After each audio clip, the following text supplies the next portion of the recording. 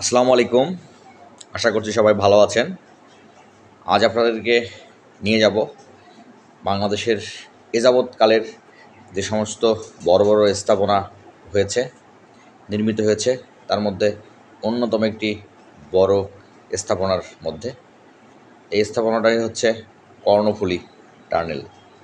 এর আগেও একবার কর্ণফুলী টানেলের গিয়েছি, টানেলের মাঝখান দিয়ে গিয়েছি, কিন্তু রাত্রে ঘুমিয়ে পড়ার কারণে টানেলটি দেখা হয়নি। এই জন্য ভাবলাম যে আজ যেহেতু জাগনা আছি, সুতরাং আপনাদেরকে টানেলের চিত্রটি দেখাই। আমি জানি যে আপনারা অনেকেই টানেল দেখেছেন, কেউ অনেকে কিন্তু এখন আমরা দেখিনি। আশা করছি ভিডিওটি আপনারা দেখবেন। এই কর্ণফুলী টানেলের এক পাশে রয়েছে পতেঙ্গা, আর এক পাশে রয়েছে আনোয়ারা। আমি আনোয়ারার পাশ দিয়ে আজ কর্ণফুলী টানেলটিতে প্রবেশ করব। তার আগে আপনাদেরকে এই টানেল নিয়ে গুরুত্বপূর্ণ কিছু তথ্য জানিয়ে রাখি। এই টানেলের কিন্তু নির্মাণ কাজ শুরু হয় 2019 সালে। এর নির্মাণ ব্যয় 10,689 কোটি টাকা। এই টানেলটি এক পাশে চট্টগ্রাম শহরের নেভাল একাডেমির পাশ দিয়ে শুরু হয়ে নদীর দক্ষিণ পারে আনোয়ারা প্রান্তের চিটাগাং ইউরিয়া ফার্টিলাইজার লিমিটেড ও কর্ণফুলী ফার্টিলাইজার কোম্পানির কারখানার মাঝ দিয়ে গিয়ে নদীর দুই প্রান্তকে সংযুক্ত করেছে, তথা দুই তীরকে সংযুক্ত করেছে। আপনারা দেখতে পেলেন যে আমরা গাড়িতে টোল দিয়ে তারপরে টানেলের ভিতরে প্রবেশ করছি। আসলে টোল আদায়টি গাড়ি ভেদে বিভিন্ন হতে পারে। যেহেতু আমরা বড় গাড়িতে যাচ্ছি, আমার কাছে মনে হয় যে 500 টাকা এই টোলটি ওখানে দেয়া হলো। দর্শক মণ্ডলী, আসলে আমার ভিতরে কিন্তু এক্সাইটেড বোধ কাজ করছে, কারণ আমি টানেলটিতে আগে গিয়েছিলাম কিন্তু তখন ঘুমিয়েছিলাম, সেজন্য টানেলটি দেখতে পারিনি। সেজন্য আজকে অধীর আগ্রহ নিয়ে এসে গাড়ির সামনে প্রবেশ করেছি, গাড়ির সামনে বসেছি। আমরা কিন্তু টানেলের মধ্যে প্রবেশ করছি। এই টানেলের কিন্তু দৈর্ঘ্য হচ্ছে 3.32 কিলোমিটার। এটি বাংলাদেশের প্রথম সুড়ঙ্গ পথ, আর দক্ষিণ এশিয়ার নদীর তলদেশে নির্মিত এবং দীর্ঘতম সুড়ঙ্গ পথ।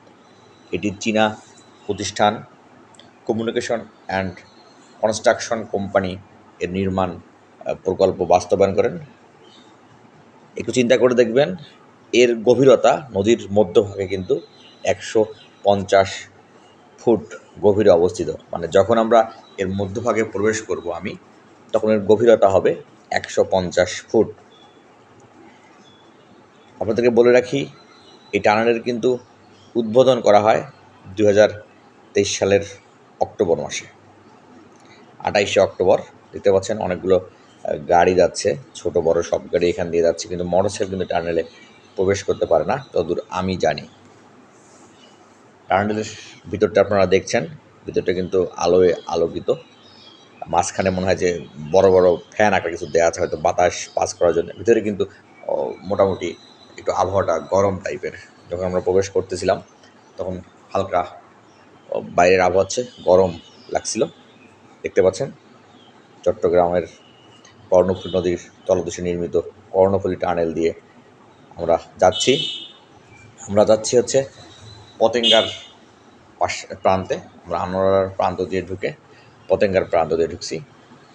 তবে একটা কথা বলি, যে টানেলের নির্মাণের যে ব্যয় হয়েছে, যে খরচটি ওঠার কথা প্রতিদিন, সেই এখানে আয়ের চেয়ে কিন্তু প্রতিদিন ব্যয়টি বেশি হয়। অর্থাৎ এখনও টানেলের পূর্ণ ব্যবহার শুরু হয়নি। যখন এর পূর্ণ ব্যবহার আমরা করতে পারবো, তখনই এই টানেলটির আয় বেশি হবে, তখন ব্যয় কম হবে। দর্শক মণ্ডলী, দেখছেন কর্ণফুলী টানেল দিয়ে আমরা যাচ্ছি। আসলে যদি কখনো সময় পান, অবশ্যই টানেলটি ঘুরে যাবেন। আমি আজকে রংপুরের উদ্দেশ্যে যাচ্ছি, তাই টানেলের ভিতর দিয়ে যাওয়ার সৌভাগ্য হচ্ছে। এর আগে যেদিন গিয়েছিলাম কক্সবাজারে, সেদিন আসলে ঘুমিয়ে থাকার কারণে টানেলটি আমি দেখতে পারিনি। আমরা একবারে টানেলের পতেঙ্গা প্রান্তের দিকে চলে এসেছি। আমরা অলরেডি কিন্তু টানেল থেকে বের হয়ে গেলাম। এটি হচ্ছে পতেঙ্গা প্রান্তর। দর্শক মণ্ডলী, যদি ভিডিওটি ভালো লাগে অবশ্যই দেখবেন, ফলো করবেন, সাবস্ক্রাইব দিয়ে রাখবেন। পরবর্তী ভিডিও দেখার আমন্ত্রণ জানিয়ে শেষ করছি। আল্লাহ হাফেজ।